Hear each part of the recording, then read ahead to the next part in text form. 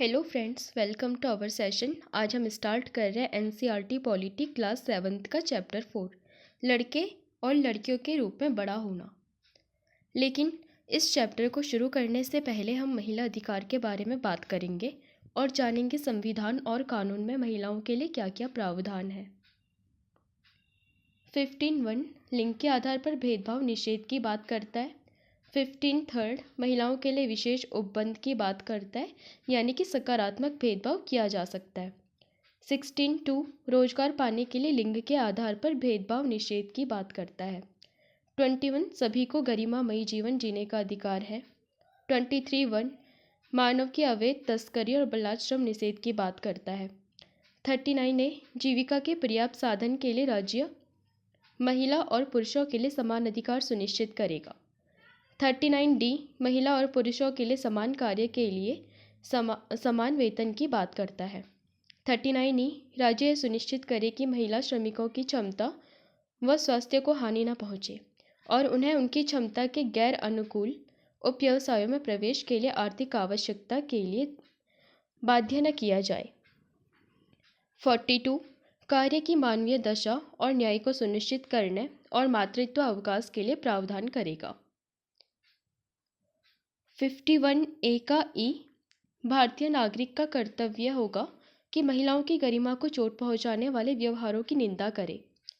243(d) का third panchayat में 1/3 सीटें महिलाओं के लिए आरक्षित होगी। 243(d)(4) पंचायत में अध्यक्ष पद के लिए 1/3 सीट महिलाओं के लिए आरक्षित होगी। अब हम बात करते हैं वैधानिक प्रावधानों की। घरेलू हिंसा से महिलाओं की सुरक्षा अधिनियम 2005 मानसिक, शारीरिक, यौन, भावनात्मक हिंसा से सुरक्षा देगा। दूसरा, अनैतिक व्यापार निरोधक अधिनियम 1956 महिलाओं और लड़कियों की तस्करी को रोकता है। महिलाओं का अशिष्ट प्रदर्शन प्रतिषेध अधिनियम 1986 किसी भी विज्ञापन, चित्र, आकृति में महिलाओं के अशिष्ट प्रदर्शन का निषेध की बात करता है। चौथा, सती आचरण निवारक अधिनियम 1987 सती प्रथा और इसके महिमा मंडन पर रोक लगाता है। दहेज प्रतिषेध अधिनियम 1961 पहले या बाद में दहेज लेने पर प्रतिबंध लगाता है। छठवां, मातृत्व लाभ अधिनियम 1961 जन्म से पहले और बाद में मातृत्व व अन्य लाभ उपलब्ध करवाता है और रोजगार की सुरक्षा करता है और मातृत्व का लाभ का हक भी देता है, जिससे बच्चे की देखभाल की जा सके। इसमें 2017 में एक संशोधन हुआ था, जिसके 2 से कम बच्चे हैं उनको 12 सप्ताह से बढ़ा करके 26 सप्ताह का अवकाश मिलेगा। 8 हफ्ते प्रसव से पहले और शेष प्रसवोपरांत लाभ उठाया जा सकता है। 2 या इससे ज़्यादा बच्चे होंगे तो 12 हफ्ते का मातृत्व अवकाश इसमें मिलेगा। 6 हफ्ते प्रसव पूर्व और 6 हफ्ते प्रसव उपरांत। अगर कोई दत्तक माता यानी कि कानूनी तौर पर 3 महीने से कम बच्चे को गोद लेती है उसके साथ साथ एक कमीशन माँ जो माँ अन्य महिला में भ्रूण प्रत्यारोपण के लिए अपने अंडे का प्रयोग करती है के लिए मातृत्व अवकाश 12 हफ्ते तक बढ़ाया गया। माँ को क्रैच सुविधा प्रदान की जाएगी और क्रैच की 4 यात्राओं की अनुमति उद्यम द्वारा प्रदान की जाएगी। माँ को घर से काम की अनुमति मिल सकती है। 7वां, गर्भ का चिकित्सीय समापन अधिनियम 1971 मानवीय और चिकित्सकीय आधारों पर पंजीकृत चिकित्सकों द्वारा गर्भावस्था की सुविधा देता है। भारतीय दंड संहिता 1860 दहेज, हत्या, बलात्कार, अपहरण, क्रूरता और अन्य अपराधों में महिलाओं को बचाने के प्रावधान शामिल हैं। आपराधिक कानून संशोधन अधिनियम 2013 में तेजाबी हमला, वायरटीवाद, पीछा करना, यौन उत्पीड़न, नग्नता भी सम्मिलित किए गए। यह निर्भया अधिनियम कहलाता है या फिर बलात्कार विरोधी अधिनियम भी इसे जाना जाता है। हिंदू उत्तराधिकार अधिनियम 1956 पैतृक संपत्ति पर महिला और पुरुष समान अधिकार होगा। न्यूनतम मजदूरी अधिनियम 1948 महिला पुरुष श्रमिक भेदभाव व अलग अलग न्यूनतम मजदूरी को मंजूरी नहीं देता। महिलाओं के लिए राष्ट्रीय आयोग अधिनियम 1990 संवैधानिक और वैधानिक अधिकारों के सुरक्षा उपायों से जुड़े सभी मामलों के अध्ययन और निगरानी के लिए राष्ट्रीय आयोग के गठन का प्रावधान करता है। इसके अलावा मुस्लिम महिला विवाह अधिकार संरक्षण अधिनियम 2019 मुस्लिम महिलाओं के अधिकारों की रक्षा और पतियों द्वारा तलाक के लिए तलाक के उच्चारण पर प्रतिबंध लगाता है। इसके अलावा पोक्सो एक्ट 2012 18 से कम उम्र के लड़के या लड़कियों के लिए सेक्सुअल अब्यूज़ को रोकता है। चलिए अब हम अपना चैप्टर स्टार्ट करते हैं। लड़का या लड़की होना किसी भी इंसान के एक महत्वपूर्ण पहचान है, उसकी अस्मिता है। जिस समाज के बीच हम बड़े हो जाते हैं वह हमें सिखाता है कि लड़के और लड़कियों का कैसा व्यवहार स्वीकार करने योग्य है, उन्हें क्या करना चाहिए और क्या नहीं। हम प्रायः यही सोचते हुए बड़े होते हैं कि ये बातें सब जगह बिल्कुल एक सी है, परंतु क्या सभी समाजों में लड़के और लड़कियों के प्रति एक जैसा ही नज़रिया है? इस पाठ में हम इसी प्रश्न का उत्तर जानने की कोशिश करेंगे। हम यह भी देखेंगे कि लड़के और लड़कियों को दी जाने वाली अलग अलग भूमिका उन्हें भविष्य में स्त्री और पुरुष की भूमिका के लिए कैसे तैयार करती है। इस पाठ में हम देखेंगे कि अधिकांश समाज पुरुष और स्त्रियों को अलग अलग प्रकार से महत्व देते हैं। स्त्रियां जिन भूमिकाओं का निर्वाह करती है उन्हें पुरुषों द्वारा निर्वाह की जाने वाली भूमिकाओं और कार्य से कम महत्व दिया जाता है। इस पाठ में हम यही देखेंगे कि स्त्री और पुरुष के बीच काम के क्षेत्र में असमानताएं कैसे उभरती है। 1920 के दशक में सामोआ द्वीप के बच्चों का बड़ा होना। सामोआ द्वीप प्रशांत महासागर के दक्षिण में स्थित छोटे छोटे द्वीपों का समूह का ही एक भाग है। सामोअन समाज पर किए गए अनुसंधान की रिपोर्ट के अनुसार 1920 के दशक में बच्चे स्कूल नहीं जाते थे। वे बड़े बच्चों और वयस्कों से बहुत सी बातें सीखते थे, जैसे छोटे बच्चों की देखभाल या घर का काम कैसे करना आदि। द्वीपों पर मछली पकड़ना बहुत महत्वपूर्ण कार्य था, इसीलिए किशोर बच्चे मछली पकड़ने के लिए सुदूर यात्राओं पर जाना सीखते थे। लेकिन ये बातें वे अपने बचपन के अलग अलग समय पर सीखते थे। छोटे बच्चे जैसे ही चलना शुरू कर देते थे, उनकी माताएं या बड़े लोग उनकी देखभाल करना बंद कर देते थे। ये जिम्मेदारी बड़े बच्चों की होती थी। लड़के और लड़कियां दोनों अपने छोटे भाई बहनों की देखभाल करते थे, लेकिन जब कोई लड़का लगभग 9 वर्ष का हो जाता था वह बड़े लड़कों के समूह में सम्मिलित हो जाता था और बाहर के काम सीखता था, जैसे मछली पकड़ना और नारियल के पेड़ लगाना आदि। लड़कियां जब तक 13-14 साल की नहीं हो जाती थी छोटे बच्चों की देखभाल और बड़े लोगों की छोटे मोटे कार्य करती रहती थी। लेकिन एक बार जब वे 13-14 साल की हो जाती थी वे अधिक स्वतंत्र होती थी। लगभग 14 वर्ष की उम्र के बाद वे भी मछली पकड़ने जाती थी, बागानों में काम करती थी और डलिया बुनना सीखती थी। खाना पकाने का काम अलग से बनाए गए रसोई घरों में ही होता था, जहां लड़कों को अधिकांश काम करना होता था और लड़कियां उनकी मदद करती थी। आपके बड़े होने के अनुभव सामोआ के बच्चे और किशोरों के अनुभव से किस प्रकार अलग है? इन अनुभवों में वर्णित क्या कोई ऐसी बात है जिसे आप अपने बड़े होने के अनुभव में शामिल करना चाहेंगे? आप इस पर अपनी राय दे सकते हैं। 1960 के दशक में मध्य प्रदेश में पुरुष के रूप में बड़ा होना। निम्नलिखित आलेख 1960 में मध्य प्रदेश के एक छोटे शहर में और स्कूल जाने के वर्णन से लिया गया है। आपके लिए एक क्वेश्चन और, लड़कियां स्कूल जाते हुए समूह बनाकर चलना क्यों पसंद करती हैं? कक्षा 6 में आने के बाद लड़के और लड़कियां अलग अलग स्कूलों में जाते थे। लड़कियों के स्कूल लड़कों के स्कूल से बिल्कुल अलग ढंग से बनाए जाते थे। उनके स्कूल के बीच में एक आंगन होता था जहां वे बाहरी दुनिया से बिल्कुल अलग रहकर स्कूल की सुरक्षा में खेलती थी। लड़कों के स्कूल में ऐसा कोई आंगन नहीं होता था, बल्कि उनके खेलने का एक मैदान बस एक बड़ा सा खुला स्थान था जो स्कूल से लगा हुआ था। हर शाम स्कूल के बाद लड़के सैकड़ों लड़कियों की भीड़ को संकरी गलियों से जाते हुए देखते थे। सड़कों पर जाती हुई ये लड़कियां बड़ी गंभीर दिखती थी। यह बात लड़कों से अलग थी, जो सड़कों को अनेक कामों के लिए उपयोग करते थे, जैसे यूं ही खड़े खड़े खाली समय बिताने के लिए, दौड़ने और खेलने के लिए और साइकिल चलाने के करतबों को आजमाने के लिए। लड़कियों के लिए गली सीधे घर पहुंचने का एक माध्यम थी। लड़कियां हमेशा समूहों में जाती थी। शायद उनके मन में यह डर रहता था कि कोई उन्हें छेड़ ना दे या फिर उन पर हमला न कर दे। अपने पड़ोस की किसी गली या पार्क का चित्र बनाइए, उसमें छोटे लड़के और लड़कियों द्वारा की जा सकने वाली विभिन्न प्रकार की गतिविधियों को दर्शाइए। आपके द्वारा बनाए गए चित्र में क्या उतनी ही लड़कियां हैं जितने लड़के? संभव है कि आपने लड़कियों की संख्या कम बनाई होगी। क्या आप वे कारण बता सकते हैं जिनकी वजह से आपके पड़ोस में, सड़क पर, पार्कों में और बाजारों में देर शाम तक या रात के समय स्त्रियां लड़कियां कम दिखाई देती है? क्या लड़के और लड़कियां अलग अलग कामों में लगे हैं? क्या आप विचार करके इसका कारण बता सकते हैं? यदि आप लड़के और लड़कियों का स्थान परस्पर बदल देंगे, अर्थात लड़कियों के स्थान पर लड़कों और लड़कों के स्थान पर लड़कियों को रखेंगे तो क्या होगा?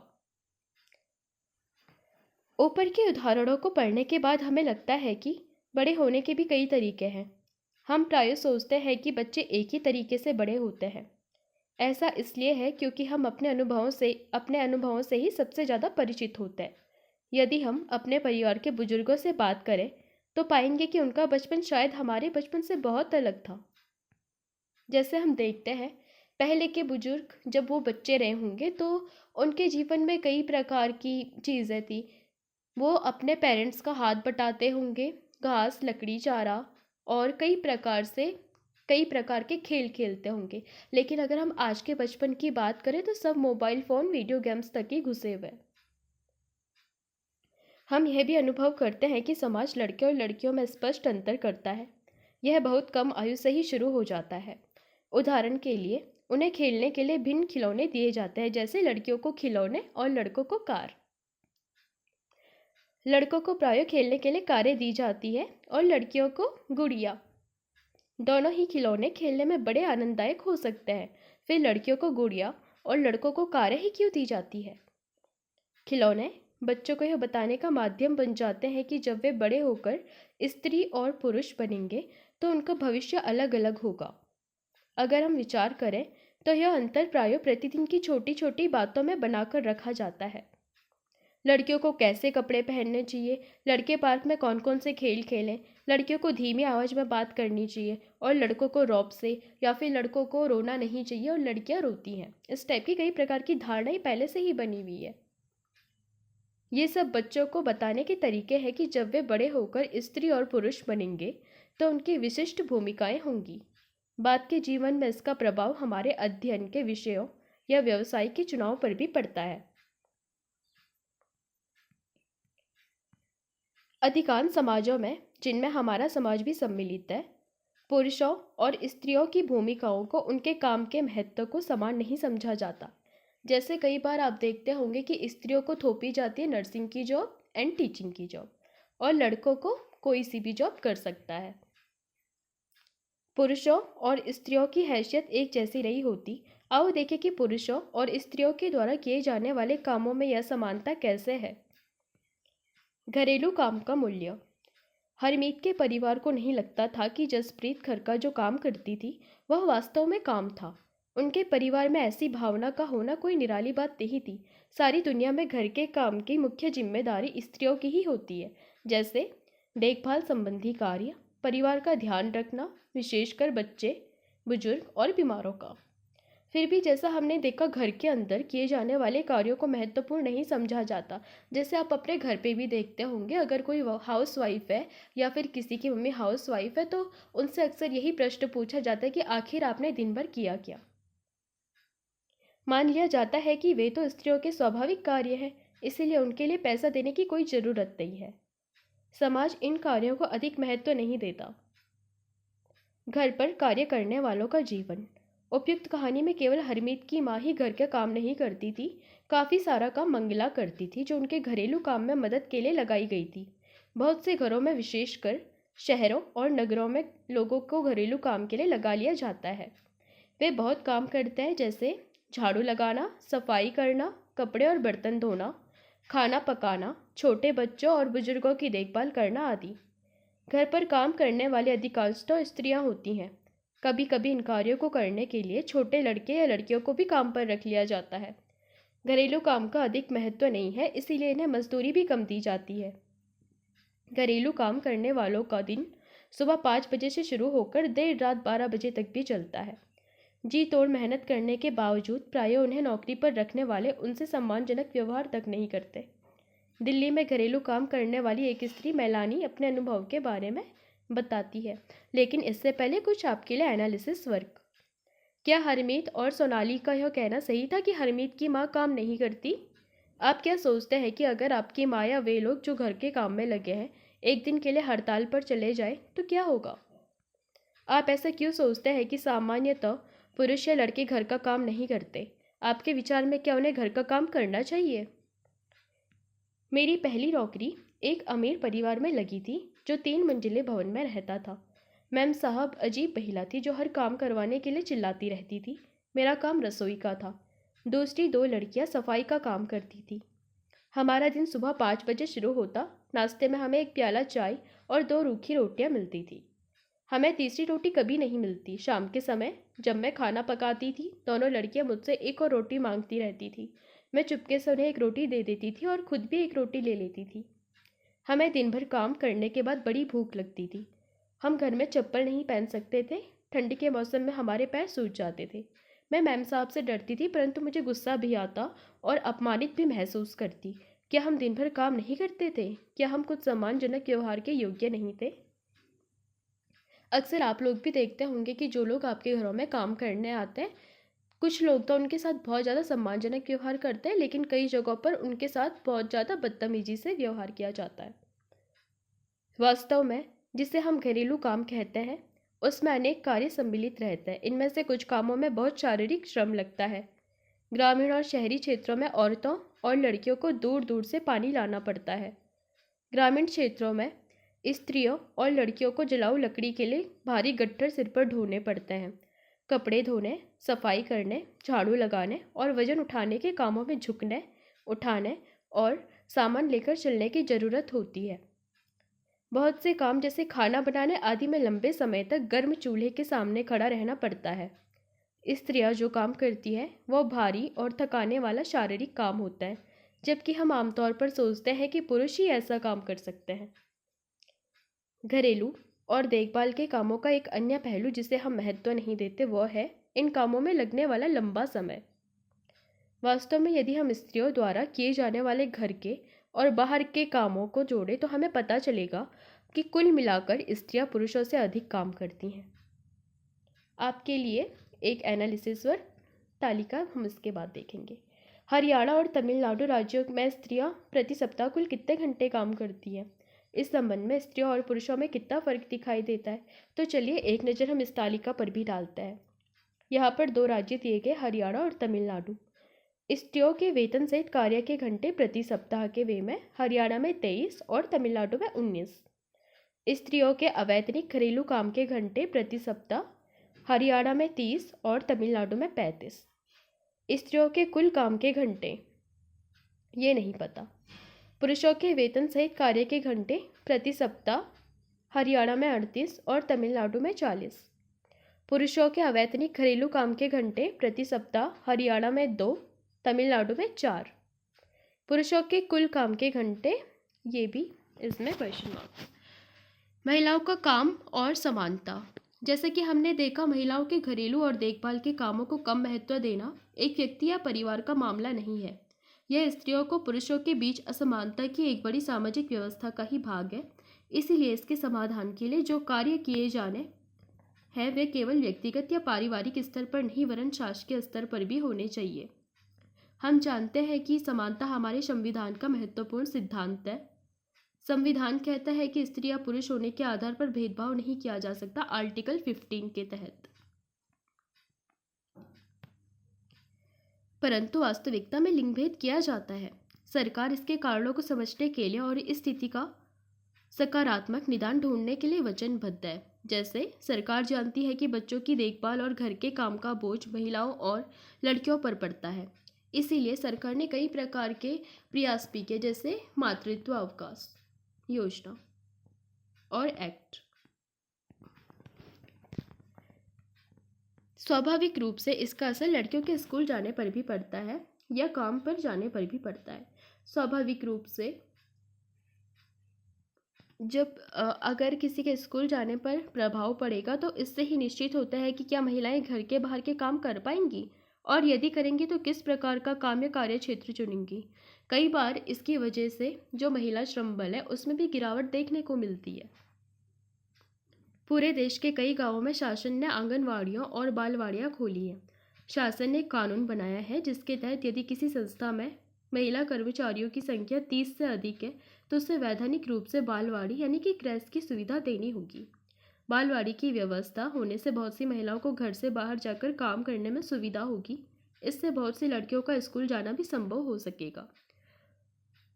बहुत सी स्त्रियां जैसे कहानी में सोनाली की माँ और हरियाणा और तमिलनाडु की महिलाएं जिनका सर्वेक्षण किया गया घर के अंदर और बाहर दोनों जगह काम करती है। इसे प्रायः महिलाओं के काम के दोहरे बोझ के रूप में जाना जाता है और कई बार इस दोहरे बोझ के कारण महिला श्रम बल में भी हमें भारी गिरावट देखने को मिलती है। सतत विकास लक्ष्य 5 में लैंगिक समानता की बात की गई है। तो चलिए अब आपके लिए एक होमवर्क। साथ में दिए गए कुछ कथनों पर विचार कीजिए और बताइए कि वे सत्य है या असत्य। अपने उत्तर के समर्थन में एक उदाहरण भी दीजिए। सभी समुदाय और समाजों में लड़कों और लड़कियों की भूमिकाओं के बारे में एक जैसे विचार नहीं पाए जाते। हमारा समाज बढ़ते हुए लड़कों और लड़कियों में कोई भेद नहीं करता। वे महिलाएं जो घर पर रहती है कोई काम नहीं करती। महिलाओं के काम पुरुषों के काम की तुलना में कम मूल्यवान समझे जाते हैं। आप इस पर विचार कर सकते हैं और एक उदाहरण भी दे सकते हैं। घर का काम अदृश्य होता है और इसका कोई मूल्य नहीं चुकाया जाता। घर के काम शारीरिक रूप से थकाने वाले होते हैं और घर के कामों में बहुत सा समय खप जाता है। अपने शब्दों में बताइए कि अदृश्य होने, शारीरिक रूप से थकाने और समय खप जाने जैसे वाक्यांशों से आप क्या समझते हैं। अपने घर की महिलाओं के काम के आधार पर हर बात को एक उदाहरण से बता सकते हैं। ऐसे विशेष खिलौनों की सूची बताइए जिनसे लड़के खेलते हैं और ऐसे विशेष खिलौनों की सूची भी बताइए जिनसे केवल लड़कियां खेलती है। यदि दोनों सूचियों में अंतर है तो सोचिए और बताइए कि ऐसा क्यों है। सोचिए कि क्या इसका कुछ संबंध इस बात से है कि आगे चलकर वयस्क के रूप में बच्चों की क्या भूमिका निभानी होगी। आप चाहे तो उनके व्यवहार के आधार पर भी ये बता सकते हैं। अगर आपके घर में या आसपास घर के कामों में मदद करने वाली कोई महिला है तो उनसे बात कीजिए और उनके बारे में थोड़ा और जानने की कोशिश कीजिए कि उनके घर में और कौन कौन है, वे क्या करते हैं, उनका घर कहाँ है, वे रोज़ कितने घंटे तक काम करती है, वे कितना कमा लेती है। इन सारे विवरणों को शामिल कर एक छोटी सी कहानी बताइए। चलिए अब हम बात करते हैं कुछ टर्मिनोलॉजीज़ पे। अस्मिता यानी कि पहचान, यह एक प्रकार से स्वयं के होने यानी अपने अस्तित्व के प्रति जागरूकता का भाव है। एक व्यक्ति की कई अस्मिता हो सकती है। उदाहरण के लिए एक ही व्यक्ति को एक लड़की, बहन और संगीतकार की तरह पहचाना जा सकता है। दोहरा बोझ, शाब्दिक रूप से इसका अर्थ है 2 गुना वजन। सामान्यतः इस शब्द का महिलाओं के काम की स्थितियों को समझाने के लिए प्रयोग किया गया है। यह इस तथ्य को स्वीकार करता है कि महिलाएं आमतौर पर घर के भीतर और घर के बाहर दोहरा कार्यभार संभालती हैं। देखभाल, देखभाल के अंतर्गत अनेक काम आते हैं जैसे संभालना, ख्याल रखना, पोषण करना आदि। शारीरिक कार्यों के अतिरिक्त इसमें गहन भावनात्मक पहलू भी सम्मिलित है। अवमूल्यित, जब कोई अपने काम के लिए अपेक्षित मान्यता या स्वीकृति नहीं पाता है तब वह स्वयं को अवमूल्यित महसूस करता है। जैसे अगर कोई लड़का अपने मित्र के लिए घंटों सोच विचार कर बहुत खोज कर एक उपहार बनाता है और उसका मित्र उसे देखकर कुछ भी न कहे तो ऐसे में पहला लड़का अवमूल्यित महसूस करता है। चलिए दोस्तों, आज के लिए इतना ही। अब मिलेंगे नेक्स्ट क्लास में। अगर पसंद आई तो लाइक कीजिए, शेयर कीजिए, सब्सक्राइब कीजिए ताकि आपको ऐसे कंटेंट मिलते रहे। और जिन लोगों को लगता है एनसीईआरटी पढ़ने का टाइम नहीं है उसे फ्री टाइम में सुन सकते हैं। और अगर आपको लगता है कि इस पर कुछ इंपॉर्टेंट पॉइंट्स हैं तो आप इसे रनिंग नोट्स के फॉर्म में भी बना सकते हैं। Thanks to watching.